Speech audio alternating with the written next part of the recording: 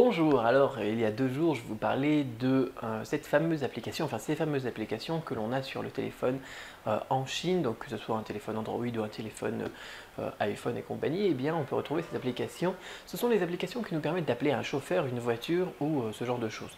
Alors c'est très important de noter d'ailleurs que le taxi est quelque chose qui est très fréquent, qui est utilisé très fréquemment en Chine. Alors du coup ça pourrait être d'autant plus utile parce que tous les niveaux de, j'ai envie de dire, de classe sociale en Chine utilisent le taxi au quotidien et parfois c'est pas si facile que ça de trouver un taxi. Moi j'ai eu le cas dont je vous disais dans la dernière vidéo que j'étais en déplacement et puis je me suis rendu à une usine, je me suis rendu en taxi.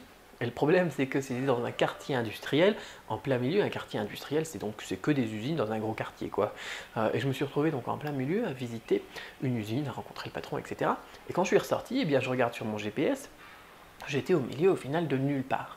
Et les grandes routes, les grandes avenues, où donc on peut généralement trouver un taxi, eh bien, étaient à plusieurs kilomètres, à peu près 2,4 km je pense, enfin à la louche quoi. Et donc, je me suis dit, mais mince, qu'est-ce que je vais faire? Voilà, qu'est-ce que je vais faire maintenant? Parce que je peux choisir de soit prendre eh bien, le petit, l'espèce de, comment ça s'appelle ça en français? De Solex, là, un vélo électrique, donc, qui s'appelle donc lui-même taxi. Hein, et puis risquer de me faire arnaquer d'ailleurs aussi, et puis pas savoir si je vais arriver à destination, ou bien alors eh bien, de trouver un moyen d'appeler un taxi. Alors j'avais pas les numéros de téléphone des compagnies de taxi sur moi.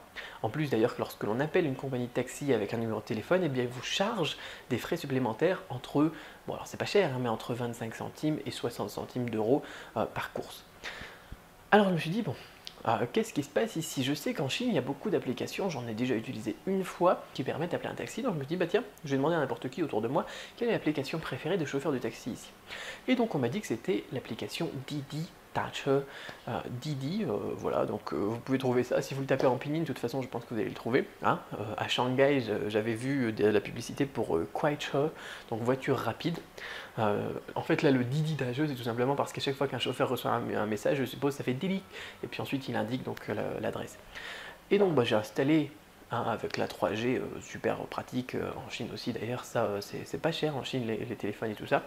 Donc j'ai installé avec la 3G l'application sur mon téléphone, et puis eh bien, j'ai appuyé tout simplement sur le bouton en disant bah tiens, j'ai tapé mon adresse, l'adresse à laquelle je voulais aller, en l'occurrence donc voir le bureau d'un fournisseur.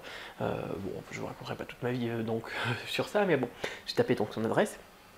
Et puis je dis, bah tiens, je veux un taxi, voilà. Et puis donc ça envoie le message et puis on voit au taxi aux alentours.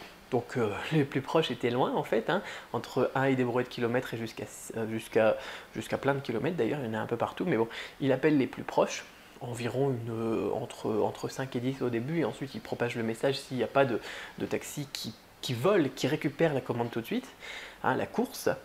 Et donc j'ai un taxi à 4 km des brouettes et bien, qui a pris la course. Ce qui est génial, c'est que l'application lui envoie tout de suite notre numéro de téléphone, il lui envoie notre adresse et compagnie bien évidemment, où on est par rapport à la position GPS et où on va aller donc par rapport à une carte aussi.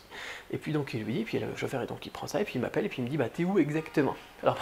Alors là je lui ai dit bon effectivement je suis dans un coin un petit peu perdu, dans le quartier industriel de blablabla, et puis je suis juste à côté c'était je sais plus quoi d'ailleurs, c'était un centre commercial quoi, enfin un centre commercial un peu mort, peut-être un truc un peu désert, et donc je lui ai dit, puis il m'a dit bah je connais pas, effectivement c'était dans un coin perdu, donc je lui ai envoyé l'adresse exacte donc, du bâtiment qui était à côté de moi par texto, qui est très pratique parce que du coup il m'avait appelé, j'avais son numéro lui aussi, mais sinon on peut avec l'application eh bien, appeler directement donc, sur son téléphone aussi, et puis eh bien 5 minutes plus tard j'avais mon taxi.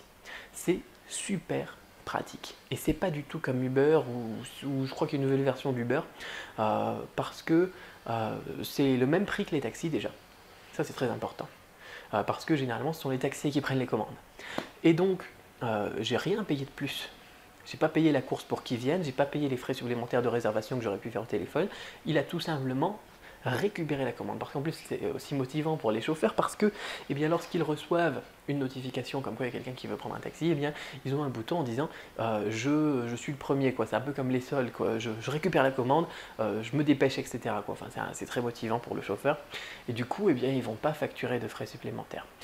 Alors, Il y a un autre service aussi que j'ai pas utilisé parce que c'est cher. Enfin, je l'avais utilisé une fois parce que c'était une offre spéciale et du coup c'était gratuit. C'est un service qui ressemble plus à Uber, où là on met son adresse de départ, son adresse de destination, ou bien alors on dit bah tiens je veux une voiture maintenant, et où ce sont des particuliers ou des entreprises avec des voitures plus classieuses qu'un taxi qui viennent vous chercher. Ça s'appelle e-Daucho je pense, je sais plus, voilà, c'est pas grave, mais vous pouvez retrouver ça, hein. Sinon vous recherchez Uber dans le menu d'application, dans le marché d'application et vous allez le trouver. Ils sont en partenariat avec Ctrip, le grand site dont je parle tout le temps qui permet de faire des trucs comme Groupon, de faire des trucs avec des promos, de réserver les hôtels, les vols et compagnie. Et lorsque je l'avais utilisé d'ailleurs la dernière fois, c'était vraiment génial parce qu'on a plusieurs classes. On a la classe économique, on a la classe confort, on a la classe élégance et on a la classe luxe. Et donc j'avais choisi une voiture donc économique, c'est une offre spéciale, c'était offert donc avec un billet d'avion. Et donc je me suis retrouvé dans une très très belle voiture. C'était une voiture, donc pas une voiture qui coûte cher, c'était je crois une Nissan Tenea ou quelque chose comme ça, mais full option quoi, avec siège en cuir et compagnie.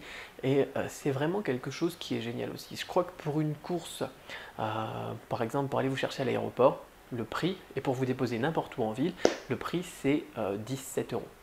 Donc c'est vraiment pas cher. Parce qu'en France, il m'est très rarement arrivé de prendre le taxi, et pour aller du centre-ville à un autre endroit du centre-ville, on peut parfois avoir une course à 40 €, quoi. C'est juste impressionnant. Donc en Chine, surtout, n'hésitez pas à utiliser ce genre d'application, c'est super pratique. Donc je vous recommande, et je vous mettrai les liens, enfin les noms en dessous de la vidéo, je vous recommande Didi Dache, je vous recommande Kuaishou, et je vous recommande aussi donc Yidao. Le problème donc de toutes ces applications, c'est que c'est en chinois. Et alors il y a un autre problème, c'est que généralement on est invité à payer avec l'application, par le biais de l'application, et si on paye par le biais de l'application, eh bien on a des réductions, par exemple moins 10 yuan sur la prochaine course, etc. Sauf que eh bien, ça peut être gênant aussi. Alors ça marche d'ailleurs, on peut payer avec une carte Visa internationale sans problème, mais on a peut-être des frais parce que c'est une carte de crédit Visa. Enfin bon, ce qui est important de savoir d'ailleurs dans tout ce que je dis, avant que je parte dans les détails et que je tourne en rond, eh bien c'est qu'on n'est pas obligé de payer avec l'application. Donc je vous disais, on peut, mais on n'est pas obligé. Si vous voulez tout simplement payer en liquide parce que vous n'avez pas forcément envie de lier votre carte bleue à une application de mobile chinoise, eh bien c'est tout à fait possible. Vous pouvez tout simplement appeler le taxi et profiter du service totalement gratuitement qui est offert par cette application et payer en liquide et ne rien avoir à faire. Donc jamais rien à payer pour cette application et par le biais de cette application. Donc c'est vraiment super. Donc je vous remets les liens, enfin les noms de ces 3 applications que j'ai évoquées aujourd'hui. Il y en a d'autres, il en existe d'autres pour appeler des taxis comme ça. Ce que je vous invite à faire, eh bien, c'est tout simplement de demander lorsque vous prenez votre premier taxi ou lorsque vous croisez quelqu'un ou n'importe qui, un passant. Bon, en chinois, là encore, hein, c'est un gros avantage de parler le chinois lorsqu'on est en Chine. Donc quelle est l'application préférée des chauffeurs dans votre ville? Je sais que Didi Dache, il est vraiment bien réparti sur toute la Chine. Donc moi par exemple, hier je regardais s'il y avait des taxis à proximité avant de faire cette vidéo tout simplement, et j'en avais 168.